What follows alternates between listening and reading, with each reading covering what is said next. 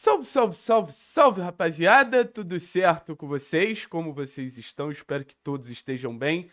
Seguinte, meu povo, vamos trocar uma ideia aqui. E eu quero começar esse vídeo com uma lista, tá? Que consiste em Messias, Rainer, Rodrigo Ferreira, Dodô, Serginho, La Quintana, Wendel Silva, Billy Arce, Marcelinho. E a gente poderia citar outros também, como o caso do próprio Patrick. Ah, Thiago, mas que lista é essa? São lista de alguns dos reforços do Santos para a temporada passada. É uma lista de alguns jogadores que o Santos contratou para a disputa da Série B na temporada passada e basicamente nenhum está no clube hoje. A gente pode lembrar do William Bigode também. Enfim, o que eu quero trazer para a gente debater aqui? Gonzalo Tapia, Gaston Benavides e o Felipe Aguirre, eu não acho que são reforços pro Atlético. Não acho, velho. Eu sei que o torcedor ele fica na ansiedade, eu sei que o torcedor quer esses reforços acontecendo o mais rápido possível. Sei que o torcedor quer esses reforços desempenhando o mais rápido possível e enxergam que o que tá no clube não tá bom. Mas eu vou explicar um por um porque eu acredito que esses jogadores não seriam reforços que pelo menos eu contrataria. Ah, Thiago, mas eu não conheço jogador tal. Indico pra vocês um site chamado Futbalia. O Futbalia é um site que tem uma possibilidade de assistir milhares de jogos. Tem jogo do Aguirre lá, tem jogo do Benavides lá, tem jogo do Gonzalo Tapia lá. Então, pra quem tem essa curiosidade de entender o que o jogador realmente entrega, eu sugiro, porque às vezes você tem uma opinião diferente da minha e tá tudo certo. Beleza? Sobre o Aguirre, o que eu acho? Eu acho que a gente não precisa de um zagueiro lento. Tô falando sobre estilo, tá? Não vou trazer números porque são contextos diferentes. Eu não acho que a gente precisa de um zagueiro com essa dificuldade de saltar pressão. Eu não acho que a gente precisa desse zagueiro com dificuldade de mobilidade. Eu acho que esse perfil de zagueiro a gente já tem. Por isso que eu sempre falei pra vocês, contratar zagueiro não é simples. Contratar zagueiro que sobe o nível não é simples. O Aguirre pode chegar aqui e virar titular. Depende muito de encaixe. Mas o recorte que eu vi dele pelo Atlético Nacional, as características que o Aguirre oferece, são muito próximas do Abraão, são muito próximas do Tobias. Então eu acho que esse contexto, eu acho que esse cenário, ele tende a ser um pouquinho... ficar explícito muito rápido. De um zagueiro que compartilha das mesmas fragilidades que outros compartilham. Dos zagueiros que compartilham os mesmos defeitos que outros compartilham. Porque se fosse para trazer um zagueiro com essas características, eu teria investido tudo que eu poderia no Igor Rabelo. O Igor Rabelo é um cara alto, um cara físico, um cara rebatedor. E pelo que eu enxerguei, um cara de um nível melhor do que o nosso querido Aguirre. Então esse é o primeiro ponto que eu trago aqui pra vocês. Sobre o Benavides, eu gostei do que eu vi do Benavides, tá? Eu vou ser bem sincero com vocês que eu gostei do que eu vi do Benavides. Mas é um jogador que chega com status. E isso me preocupa. Porque às vezes status escala jogador. Porque às vezes status é o suficiente pra você já bancar o cara.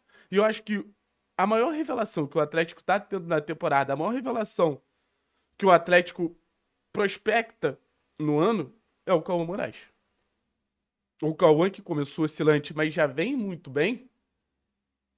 É um jogador com muita capacidade de apoio, é um jogador com muita capacidade de chegada à frente, muita boa capacidade de cruzamentos. Então, frear esse crescimento, essa melhora do Cauã, eu não sei se é o melhor dos mundos. Frear esse cenário, eu não sei se é um cenário positivo. Não sei. Benavides é melhor que o Dudu, Benavides é melhor que o Madison, Benavides é melhor que o Rayan Palácios. Benavides é melhor que esses caras. Eu não tenho dúvida disso. Mas eu prefiro ver institucionalmente o Atlético apostando na base do que ver um Atlético com condições ali de, infelizmente, travar o crescimento de mais um jogador, como a gente já viu acontecendo com outros nomes. E sobre o Gonzalo Tapia, não é um jogador ruim também, não. Não é um jogador ruim também, não. Mas também não me brilha os olhos. Não sei se seria um reforço ou seria uma contratação. Que pra mim tem clara diferença. É um jogador rápido, é um jogador de lado de campo, é um jogador que tem uma certa dificuldade pra finalizar as jogadas, tanto no sentido de finalização, mas essa chegada no último terço do Tapia, ele tem essa dificuldade. Então, no final das contas, seria mais um ponta.